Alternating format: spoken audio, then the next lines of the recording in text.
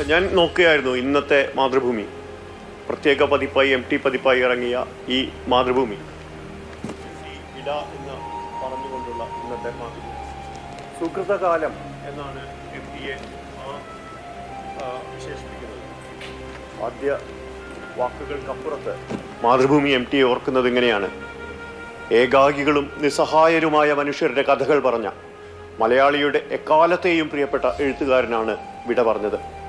പത്രാധിപർ, ചലച്ചിത്രകാരൻ, നാടകകൃത്ത്, പങ്ക്തികാരൻ, സാഹിത്യ സംഘാടകൻ എന്നിങ്ങനെയും തിളങ്ങിയ അദ്ദേഹത്തെ തേടി പത്മഭൂഷൺ, ജ്ഞാനപീഠം, ചലച്ചിത്ര രംഗത്ത് രാഷ്ട്രപതിയുടെ സ്വർണ്ണപ്പതക്കം തുടങ്ങിയ ബഹുമതികളെത്തി. പാലക്കാട് കൂടല്ലൂരിൽ 1933 ജൂലൈ 15 കർക്കിടകത്തിലെ ഉത്രട്ട് നാളിൽ പിറന്നു. ദാരിദ്ര്യത്തിന്റെ കൈപ്പറിഞ്ഞ കുട്ടിക്കാലത്ത് തന്നെ എഴുത്തു തുടങ്ങി. ന്യൂയോർക്ക് ഹെറാൾഡ് ട്രിബ്യൂൺ സംഘടിപ്പിച്ച ലോക ചെറുകഥാ മത്സരത്തിന്റെ ഭാഗമായി 1954 മാതൃഭൂമി നടത്തിയ കഥാമത്സരത്തിൽ വളർത്തുമൃഗങ്ങൾ എന്ന ചെറുകഥ 1ാം സ്ഥാനം നേടുന്നതോടെയാണ് MT സാഹിത്യരംഗത്ത് ശ്രദ്ധേയനാകുന്നത്. പിന്നെ രചനകളിലൂടെ MT എന്ന 2 അക്ഷരം പതിഞ്ഞത് മലയാളിയുടെ മനസ്സിൽ തന്നെയായിരുന്നു. അതോടൊപ്പം ഒറ്റ കാര്യം കൂടി പറയുന്നുണ്ട്. ഇന്ന് വൈകിട്ട് സ്മൃതിപഥം എന്ന മാവൂർ റോഡ് ശ്മശാനത്തിൽ MT എത്തുമ്പോൾ മാതൃഭൂമി ഒരു കാര്യം കൂടി ഓർത്തു വയ്ക്കുന്നു: ഈ വൻമരം വീണ് കഴിയുമ്പോൾ ആ ശൂന്യതയെക്കുറിച്ച് ഞങ്ങൾ ചിന്തിച്ചിട്ടുണ്ട്.